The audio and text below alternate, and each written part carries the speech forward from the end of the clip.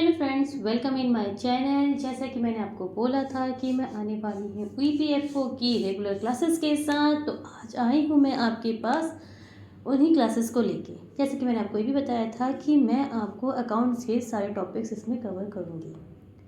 तो आज जो सबसे इम्पॉर्टेंट टॉपिक है अकाउंट्स का, वो है अकाउंटिंग प्रिंसिपल, जो मैं जा रही हूँ अपने टॉपिक में कवर करने। इस वीडियो को बहुत ध्यान से सुनिएगा, ठीक है। कोई डाउट्स होता है, कोई क्वेरी होती है तो आप मेरे से कमेंट सेक्शन में पूछ सकते हैं। तो बिना हम टाइम वेस्ट करते हुए अपने वीडियो में बढ़ते हैं आगे। So let's start with our topic accounting principle. अगर हम बात करते हैं अकाउंटिंग प्रिंसिपल की, ठीक है, तो हर बिजनेस, कोई कंपनी हो, कोई एंटिटी है, कोई बिजनेस है, फर्म हो, कोई भी ऑर्गेनाइजेशन है जो बिज़नेस करती है, ठीक है, जिसका पर्पस होता है वर्क करना एंड अपने प्रॉफिट को भी अर्न करना। सब अपने ही बिजनेस को रन करने के लिए किसी ना किसी प्रिंसिपल को अडॉप्ट करते हैं। अब जो हम बात करने जा रहे हैं टॉपिक पे, जो मेन टॉपिक है हमारा अकाउंटिंग प्रिंसिपल, तो हर बिजनेस में एक अकाउंट सेक्शन होता है जिसमें हर कंपनी, हर बिजनेस, कोई भी ऑर्गेनाइजेशन जिसमें अपने अकाउंट्स को मेंटेन रखते हैं, वो उस अकाउंट को कैसे मेंटेन रखना है, क्या कैसे चीज़ें करनी हैं, कैसे हम पता करेंगे कि हमारा पिछले ईयर से प्रॉफिट ज़्यादा हुआ है, कि प्रॉफिट सेम रहा है, कि प्रॉफिट बढ़ा है, ठीक है। तो इसके लिए कुछ प्रिंसिपल होते हैं, 12 तरीके के अकाउंटिंग प्रिंसिपल होते हैं। अपनी इस क्लास में, फर्स्ट क्लास में, मैं केवल 6 अकाउंटिंग प्रिंसिपल को कवर करूंगी फर्स्ट, एंड फर्दर जो रिमेनिंग है वो अलग क्लास में होंगे। तो आते हैं हम अपने पहले प्रिंसिपल के तरफ, जो होता है एक्रूवल प्रिंसिपल। आप सब अकाउंट के जितने भी स्टूडेंट हैं या जो नॉन अकाउंटिंग बैकग्राउंड के स्टूडेंट हैं, जो भी इस एग्ज़ाम को दे रहे हैं, मैं सबसे पहले आपको इसलिए ये कॉन्सेप्ट बता रही हूँ। अकाउंटिंग प्रिंसिपल इसलिए इम्पॉर्टेंट है क्योंकि अब जब आगे हम इसमें partnership, balance sheet, try balance, ठीक है, फाइनेंशियल स्टेटमेंट में क्या क्या आ जाता है, आपका जर्नल्स के बाद लेजर बनता है, उसमें आपकी फिर trading PL, trial balance, trading PL यानी trading account and profit and loss account, balance sheet, cash flows, ये सब चीज़ें आपकी किस में आ जाती है, फाइनेंशियल स्टेटमेंट में आती हैं, ठीक है। यानी फाइनेंशियल से रिलेटेड अगर बात करें सब उसमें आता है। तो उसमें सबसे बड़ी बात ये आती है कि आपको कैसे पता चलेगा कि हमें कहाँ पे कैसे कौन से ट्रीटमेंट करने हैं। तो उसके लिए आती है बात किसकी, अकाउंटिंग प्रिंसिपल की। तो सबसे पहले जिसमें बात करी जा रही है एक्रूवल प्रिंसिपल। एक्रूवल प्रिंसिपल जो मैंने यहाँ पे लिखा हुआ है, this is the concept of that accounting transaction should be recorded in the accounting period when they actually occur rather than in the period when there are cash flows associated with them.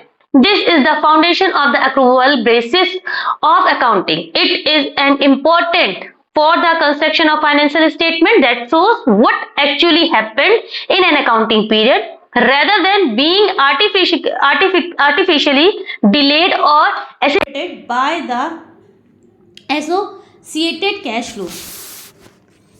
अब मैं अगर बात करती हूँ यहाँ पे सबसे important बात, अक्रूवल प्रिंसिपल क्या कहता है। जैसे कि आप लोग जो अकाउंटिंग बैकग्राउंड के होंगे उन्हें पता होगा, एक आउटस्टैंडिंग एक्सपेंसेस होता है, एक प्रीपेड एक्सपेंसेस होता है। प्रीपेड यानी कि जो हम पहले ही पे कर चुके हैं, आउटस्टैंडिंग एक्सपेंसेस जो अभी भी आउटस्टैंडिंग है, जो पे नहीं किया है, या फिर जो भी हमने जो भी उससे वर्क कराया है उसका पेमेंट हम फ्यूचर में करने वाले हैं। अक्रूवल प्रिंसिपल क्या कहता है, ठीक है, तो जो हम फ्यूचर में पेमेंट करने वाले हैं उसे बोलते हैं आउटस्टैंडिंग एक्सपेंसेस या आउटस्टैंडिंग इनकम। उसको हम अपने ट्राई बैलेंस में, हम उसको अपने ट्रेडिंग में, अगर ट्रेडिंग का है, पीएल में, अगर पीएल का इनकम या एक्सपेंसेस है, फिर उसका हम बैलेंस शीट में ट्रीटमेंट दिखाते हैं। लेकिन एक्रूवल प्रिंसिपल क्या कहता है कि भाई हमें फ्यूचर चीज़ों से नहीं मतलब, अगर एक्चुअल में एक्सपेंसेस हो रहा है तो उसको दिखाना है। तो एक्रूवल प्रिंसिपल कॉन्सेप्ट क्या कहता है कि जब एक्सपेंसेस अकर होगा, एक्चुअली में वो हो रहा है खर्चा, आप उसको तुरंत दिखा देंगे। आगे बात समझ में, फ्यूचर एक्सपेक्ट नहीं कि खर्चा होने वाला है हम उसको पहले दिखा दे रहे हैं, ऐसा नहीं, ठीक है, खर्चा हो रहा है, ठीक है, खर्चा हो चुका है, हम उसको दिखाएंगे। आगे नेक्स्ट बात करते हैं हम कंजर्वेटिज्म प्रिंसिपल की। कंजर्वेटिज्म प्रिंसिपल क्या कहता है कि this is the concept that you should record expenses and liability as soon as possible, but the record of revenue and assets when only you are sure that they will occur। यानी कि आपको expenses liabilities तुरंत के तुरंत दिखा देने हैं जब आपको पता चले कि ये एक्सपेंसेस होने वाले हैं। ठीक है, अगर आप श्योर हैं कि ये एक्सपेंसेस होंगे, ठीक है, ये खर्चा होगा, ठीक है, ये लायबिलिटी हम पे बढ़ेगी, हमारी फर्म पे, हमारी कंपनी पे ये लायबिलिटी आएगी, तो हम तुरंत उस एक्सपेंसेस को दिखा देंगे। This introduced the conservative slant to the financial statements that may yield lower reported profit since revenue and assets recognition may be delayed for some time. This principle tends to encourage the recordation of losses earlier rather than later। हमें actual में पता चल जाएगा कि कितना हमें profit हो रहा है, कितना हमें नुकसान हो रहा है, ठीक है, क्योंकि जब हम लायबिलिटी और एक्सपेंसेस बढ़ते हैं तो उसका इफेक्ट क्या पड़ता है, उससे हमारी प्रॉफिट में कमी आती है, हमारा प्रॉफिट कम हो जाता है। तो इसलिए अगर आप श्योर हैं कि किसी बिजनेस में, किसी ऑर्गेनाइजेशन में ये खर्चा हो रहा है, ये लायबिलिटी आ रही है, ये होनी ही होनी है, हम उसको एज सून एज पॉसिबल हम उसको एंटर कर देंगे। आगे हम बात करते हैं कंसिस्टेंसी प्रिंसिपल। कंसिस्टेंसी प्रिंसिपल क्या कहता है कि देखिए, कोई भी कंपनी, कोई भी बिजनेस एंटिटी, मैं एक सिंपल सा वर्ड लेती हूँ, बिजनेस एंटिटी, जब भी फाइनेंशियल स्टेटमेंट बनाती है वो 1 अप्रैल से 31 मार्च तक का क्या लेके चलती है, अपने फाइनेंशियल पीरियड को लेके चलती है। अब सपोज मानिए, कंसिस्टेंसी प्रिंसिपल क्या कहता है कि जो कॉन्सेप्ट अभी आपने ले लिया वही कॉन्सेप्ट आप फ्यूचर में रखेंगे। सपोज एक एग्जांपल लेती हूँ डेप्रिसिएशन का। मैंने कहा डेप्रिसिएशन अभी मैं हमेशा से रिटर्न डाउन वैल्यू मेथड निकाल के लगाती थी अपने एसेट्स में, यानी एसेट्स की जो मैं वैल्यू कम करती थी वो रिटर्न डाउन वैल्यू मेथड करती थी। अब मैं क्या कहती हूँ कि मैंने कहा नहीं, अब मेरा मन, मैं स्ट्रेट लाइन करूंगी। नेक्स्ट ईयर मैंने कहा एन्युटी मेथड का से डेप्रिसिएशन दिखाऊंगी, फिर नेक्स्ट ईयर कहा मैंने कि रिटर्न डाउन वैल्यू। तो मैं कैसे जानूंगी कि मेरा प्रॉफिट हो रहा है कि लॉस हो रहा है, एक्चुअल प्रॉफिट क्या हो रहा है। तो कंसिस्टेंसी प्रिंसिपल कहता है कि भाई साहब सुनिए ध्यान से, अगर आपने इस year return down value method लिया है फॉर डेप्रिसिएशन, उसको नेक्स्ट ईयर भी वैसे ही रखना है। तो इसलिए क्या कहता है कि अगर आपको एक्चुअल प्रॉफिट जानना है तो कंसिस्टेंसी प्रिंसिपल कहता है कि जो ट्रीटमेंट ऑफ अकाउंटिंग आपने पहले अपनाया है उसको आप लॉन्गर पीरियड के लिए रखिए, उसको चेंज नहीं करना है। ठीक है, समझ में आया? आगे बढ़ते हैं। Cost principal. कॉस्ट प्रिंसिपल क्या कहता है कि this is the concept that the business should only record its assets, liabilities and equity investment at their original purchase cost. किस में दिखाना है? मार्केट वैल्यू पे नहीं, फेयर वैल्यू पे नहीं, किसी मतलब वैल्यू पे नहीं, जो उसकी एक्चुअल कॉस्ट है आपको, यानी जो उसकी परचेज, ओरिजिनल परचेज कॉस्ट थी, आपको उसमें अपनी एसेट्स को, लायबिलिटीज को, इक्विटीज को, इन्वेस्टमेंट्स को, जो भी व्हाटएवर यू हैव, आपको उसी में दिखाना है। ठीक है, इससे क्या होता है, आपको अपने वैल्यू, जो बैलेंस शीट है हमारी, जो हमारा प्रॉफिट मार्जिन होता है, जो हमारे बिजनेस की फाइनेंशियल कंडीशन होती है, वो एग्जैक्ट पता चलती है। ठीक है, आगे बढ़ते हैं। Economic entity principle. This concept that the transaction of the business should be kept separate from those of its owner and other businesses. This prevent intermingling of assets and the liability among the multiple entities. अब economic entities principal कहता है, यानी business entity principal कहता है कि जो आपका जो भी ट्रांजैक्शन होता है उन सब को आप ओनर और उसके बिजनेस, अदर बिजनेस से अलग अलग रखिए।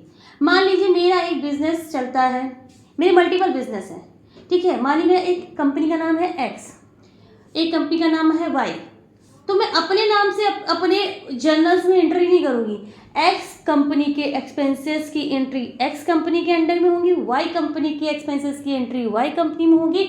हम एक ही में उसके ओनर से मर्ज करते हुए एंट्री नहीं करेंगे, अदरवाइज हम जान ही नहीं पाएंगे कि कौन सा बिजनेस हमारे प्रॉफिटेबल है, कौन सा बिजनेस हमारा इक्विलिब्रियम पॉइंट पे चल रहा है, यानी नो प्रॉफिट नो लॉस, मतलब हाँ रनिंग कंडीशन में है केवल, या कौन सा बिजनेस हमारा लॉस में है, ठीक है, तो उसके लिए कह रहा है कि उस कोई भी बिजनेस, कोई भी ट्रांजेक्शन होता है उसको उसके ओनर से और उसके बिजनेस अदर बिजनेसेस से बिल्कुल डिफरेंट करना है।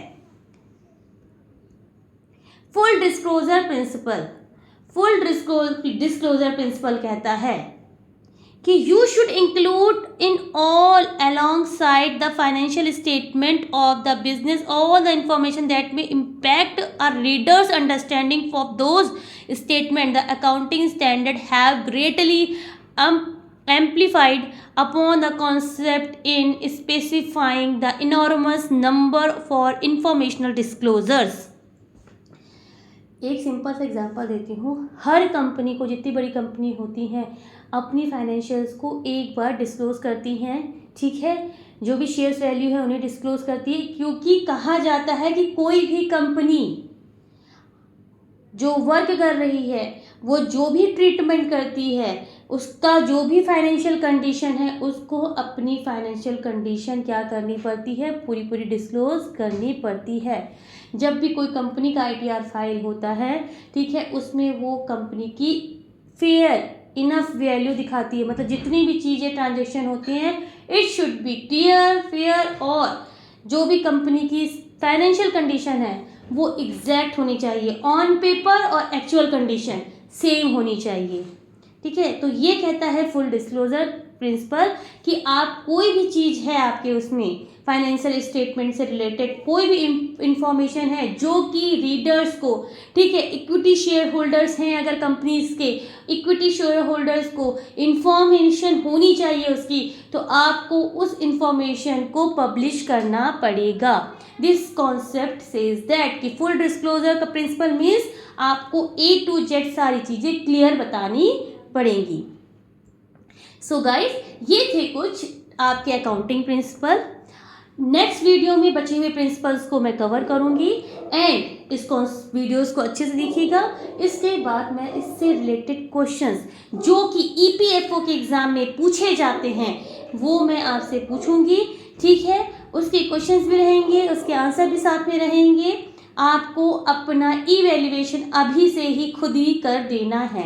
आई होप आपको मेरा वीडियो अच्छा लगा होगा, एंड अगर आपको मेरा वीडियो अच्छा लगता है तो प्लीज़ लाइक करें, शेयर करें, सब्सक्राइब करें। Bye bye.